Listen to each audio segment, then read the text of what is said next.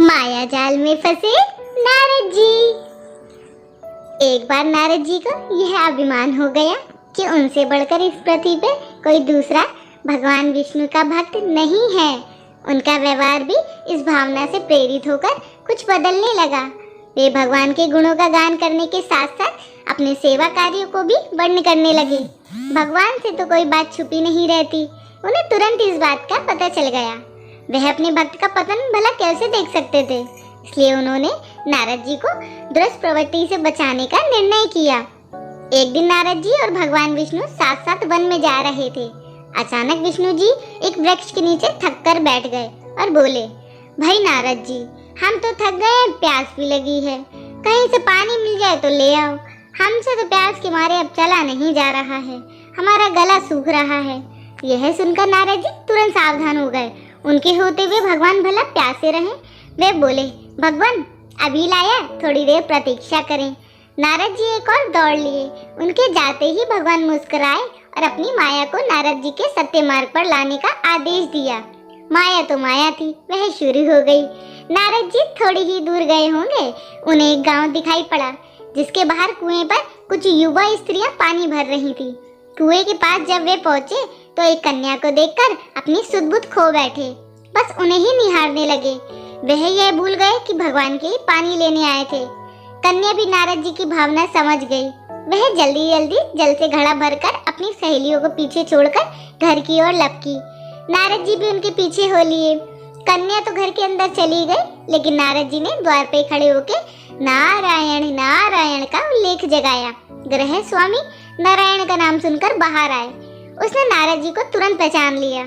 अत्यंत विनम्रता और आदर के साथ वह नारद जी को घर के अंदर ले गए और उनके हाथ पर धोकर स्वजासन पर बिठाया तथा उनकी सेवा सत्कार में कोई कमी न छोड़ी। उनके आगमन से अपने को धन्य बताते हुए गृह स्वामी ने अपनी योग्य सेवा के लिए आग्रह किया। नारद जी बोले, आपके घर में जो आपकी कन्या जल का घड़ा लेकर अभी आई है ना, मैं उससे विवाह करना चाहता हूँ। नारद जी की बात सुनकर गृह स्वामी एकदम चकित रह गया, लेकिन उन्हें प्रसन्नता भी हुई कि मेरी कन्या एक ऐसे महान योगी और संत के पास जाएगी। उसने स्वीकृति प्रदान कर दी और नारद जी को अपने ही घर में रख लिया। 2-4 दिन के पश्चात शुभ मुहूर्त में उसने अपनी कन्या का विवाह नारद जी के साथ कर दिया और गांव में ही उतनी धरती का टुकड़ा दे दिया। खेती करके वे अपना घर परिवार का पेट भर सके। अब नारद जी की वीणा एक खूंटी पे टंगी रहती, जिसकी ओर उनका ध्यान बहुत कम जाता। अपनी पत्नी के आगे नारायण को वे सब भूल गए। दिन भर खेती में लगे रहते, कभी हल चलाते, कभी पानी देते। ऐसे ही पूरा खेती का काम करने लगे। जैसे जैसे पौधे बढ़ते, उनकी प्रसन्नता का पारावार न रहता। फसलें हर्ष भर पकती, कटती, अनाज से उनके कोठार भर जाते। नारद जी गांव के एक संपन्न किसान माने जाने लगे। वर्ष बीतते चले गए। नारद जी की गृहस्थी भी बढ़ती चली गई। 3-4 लड़के लड़कियां भी हो गए। अब नारद जी को एक क्षण की भी फुर्सत नहीं मिलती। वे हर समय बच्चों के पालन पोषण तथा पढ़ाई लिखाई में लगे रहते अथवा खेत में काम करते रहते। अचानक एक बार तेज बारिश हुई, जिसने कई दिनों तक बंद होने का नाम नहीं लिया। बादल की गरज और बिजली की कड़क ने सबके हृदय में मन उत्पन्न कर दिया। मूसलाधार वर्षा ने गांव के पास बहने वाली नदी में बाढ़ की स्थिति पैदा कर दी। चारों ओर पानी ही पानी फैला। कच्चे पक्के सभी मकान ढहने लगे। घर का सामान बह गया, पशु भी डूब गए, उनके व्यक्ति मर गए। गांव में त्राही त्राही मच गई। नारद अब क्या करे? उन्होंने भी घर में जो थोड़ा कीमती सामान बचा था उसकी कटरी बांधी और अपनी पत्नी तथा बच्चों को लेकर जान बचाने के लिए पानी में से होते हुए बाहर निकले। नारद जी बगल में गठरी थामे एक हाथ से अपने बच्चे को पकड़े और दूसरे हाथ से अपनी पत्नी को संभालते हुए, पत्नी भी एक बच्चे को गोद में और एक हाथ में धीरे धीरे लेकर आगे बढ़ने लगी। पानी का बहाव बहुत तेज था और यह भी नहीं पता था कि वह गड्ढा कहाँ है, कहाँ ढीला है। अचानक नारद जी ने ठोकर खाई और गठरी बगल से निकलकर बह गई। नारद जी गठरी कैसे पकड़ते? दोनों हाथ तो घिरे थे। मन मसोक कर सोचा कि फिर कमा लेंगे। कुछ दूर जाने पर पत्नी एक गड्ढे में गिर गई और गोद का बच्चा छूटकर बह गया। पत्नी बहुत रोई, लेकिन क्या हो सकता था। धीरे धीरे और 2 बच्चे भी पानी में बह गए।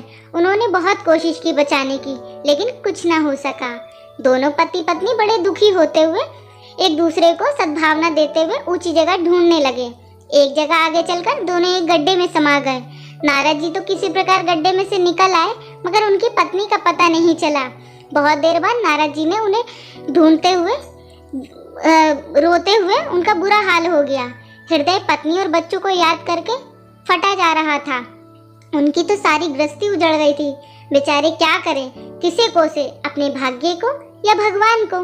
भगवान का ध्यान आते ही नारद जी के मस्तिष्क में प्रकाश फैल गया और पुरानी सारी बातें याद आ गई कि वे किस लिए आए थे और कहाँ आए थे।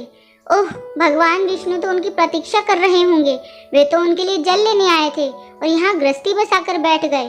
वर्षों बीत गए, गृहस्थी तो बसने में और फिर सब नष्ट हो गया। क्या भगवान अब भी मेरी प्रतीक्षा में उसी वृक्ष के नीचे बैठे होंगे? यह सोचते ही बाढ़ बिल्कुल गायब हो गई। गांव भी गायब हो गया। वे तो घने वन में खड़े थे। नारद जी पछताते हुए और शर्माते हुए दौड़े। देखा कुछ ही दूर पर उसी वृक्ष के नीचे भगवान लेटे हैं। नारद जी को देखते ही उठ बैठे और बोले, अरे भाई नारद, कहाँ चले गए थे? बड़ी देर लगा दी, पानी लाए या नहीं? नारद जी भगवान के चरण पकड़ के बैठ गए और लगे आंसू बहाने। उनके मुंह से एक बोल भी नहीं फूटा। भगवान मुस्कुराए और बोले, तुम तो अभी गए थे, कुछ अधिक देर थोड़ी ना हुई है। लेकिन नारद जी को लगा कि वर्षों बीत गए हैं। अब उनकी समझ में आया यह सब भगवान की माया थी, जो उनके अभिमान को चूर चूर करने के लिए पैदा हुई थी। वे सोचने लगे, उन्हें बड़ा घमंड था कि उनसे बढ़कर त्रिलोक में दूसरा कोई भक्त नहीं है। लेकिन एक स्त्री को देखकर वे भगवान को भूल गए। उनको पछतावा होने लगा और उनका घमंड जरा सी देर में ढेर हो गया। वे पुनः सरलता और विनय के साथ भगवान के गुण गाने लगे। तो दोस्तों, आज की हमारी आपको कहानी कैसी लगी? प्लीज़ हमें ज़रूर बताएं। वीडियो को पूरा देखने के लिए धन्यवाद।